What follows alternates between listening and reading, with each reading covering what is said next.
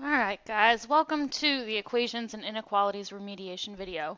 We're going to go through a couple problems together. Once you've completed, you can go into Schoology. There's a folder for both equations and inequalities, and you're going to complete the practice problems in there. Now, if we look at our first equation, we have 4t minus 3 in parentheses t minus 2 equals t plus 6. If you were the type of student who used the Desmos calculator on this, and you put this in Desmos, there was nothing on the graph. So it was not at -9, it was not at 0, so it needed to be either no solution or all real numbers. From there, we need to actually solve it now and figure out whether it's no solution or all real numbers. Desmos does not tell us that. So make sure, if you use the Desmos calculator, that if you don't get an answer on the screen, that you go back and resolve the problem. I'm going to start by distributing my -3, so I get 4t minus 3t plus 6 equals t plus 6. From here, I want to combine my like terms. Well, 4t minus 3t is 1t plus 6 equals t plus 6. If you weren't sure where to go from here, well, I can subtract the variable. And I'm subtracting 1t on both sides. Well, 1t minus 1t is 0, so I'm left with 6 equals 0, or 6 equals 6. The question you have to ask yourself, does 6 equal 6? Well, yes, 6 will always equal 6. So it is all real numbers. But again, if you're using the Desmos calculator either to solve it or to check your answers, if it doesn't show up, you then have to solve the problem. If we look at this problem, I don't know if some of you got lazy or just didn't solve them out, but we want to solve each set of equations. So if I look at A, I don't know what's going on with the board. 3y minus 2 equals y over 2. Well, I'm going to multiply by 2 on both sides to get rid of the fraction.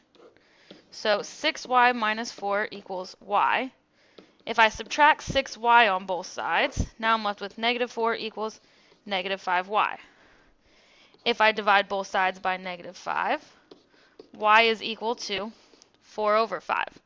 Well, that has a solution. We have a number, so A does not work. If I look at the second one, I'm going to start by distributing that 5 through. So 5x minus 15 equals 2x plus 7. If I subtract 2x on both sides, you get 3x minus 15 equals 7. Well, if I add 15, 3x equals 22, and dividing by 3, again, we're left with a fraction, but it's still a number, so that does have a solution. If I go to letter C, there's no distributing. So I'm going to start by adding 15 on both sides. Well, in this case, they cancel out on both sides, so I'm left with 4m equals m.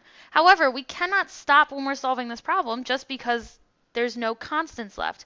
You need to have only one variable, so I'm going to subtract m on both sides. Well, when I do that, I get 3m equals, we have to put another number, so m minus m is equal to 0. 0 is a number, and in this case, m equals 0, so that does have a solution. It's 0, but 0 is a number. That's different than not having a solution. If we look at the fourth problem, I'm going to distribute on both sides. So in this case, I get 18 minus 3n equals -3n plus 24. Well, if I add 3n on both sides cancel, and I'm left with 18 equals 24. Well, 18 will never equal 24, so letter D is the only one without a solution. And you can use your Desmos calculator to do this. If we plug these into the Desmos, every one for A, B, and C will have a line. Yes, 2 of them are on decimals and 1 of them's at a 0, but that's still a solution. 0 is still a number. Now, if we look at this, we need to graph the inequality. Well, in order to graph it, we have to solve it. And if I notice, first of all, this is equal to, so already we know this is a closed circle. So I'm going to get rid of B and D right off the bat. Well, now let's go through and solve it. I have negative 83 is less than or equal to negative x plus 6x minus 48. If I combine like terms, I get 5x minus 48. Well, now I'm going to add 48 onto both sides. And this gives me negative 35. I'm dividing by 5. Now, when I divide by 5, 5 is not negative, so I'm not going to switch my signs, even though I get a negative number out. The thing we need to keep in mind, if I have negative 7 is less than or equal to x, we need to find numbers that are less than negative 7. Or, if we were to rewrite it, I'm going to rewrite it x is greater than or equal to negative 7. My mouth is eating the x in the original, so we want it to continue. Well, if I need x to be bigger than negative 7, it is going to be letter C. Negative 6 is bigger than negative 7. Or if I plug it into my original, negative 7 is less than negative 6. But make sure we're paying attention to which way our signs are facing. Do not just graph based off the sign. Pick a number to check your answer.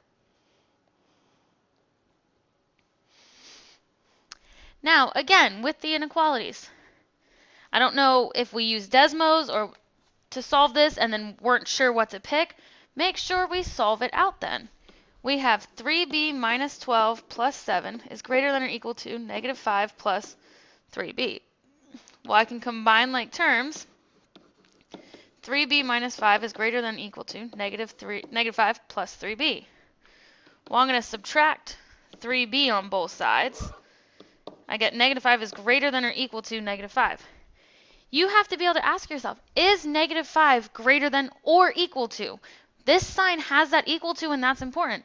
Negative 5 is equal to negative 5. So it is all real numbers. And if you weren't sure whether it was all real numbers or no solution, pick a number. If it's all real numbers, that means no matter what number I plug in, it's going to work. So I'm going to let b equal 1. Well, if I do 3 times 1 minus 4 plus 7, it needs to be greater than or equal to negative 5 plus 3 times 1. Well, this becomes 3 times negative 3 plus 7. This becomes negative 9 plus 7. Well, negative 9 plus 7 is negative 2, is greater than or equal to negative 2. In this case, negative 2 equals negative 2, so it works. But check your math. Because Desmos calculator is great to be able to say, I know it's either no solution or all real numbers, but don't guess when you get down to that. Do the math or pick a number and plug it in. Our last one on inequalities. A lot of people in class asked about this, saying, are you sure there's two answers? That tells me you knew how to solve the problem, but you didn't know how to read your answer. So, when we go through this and we're reading our answers, we need to make sure it's an inequality, not an equation.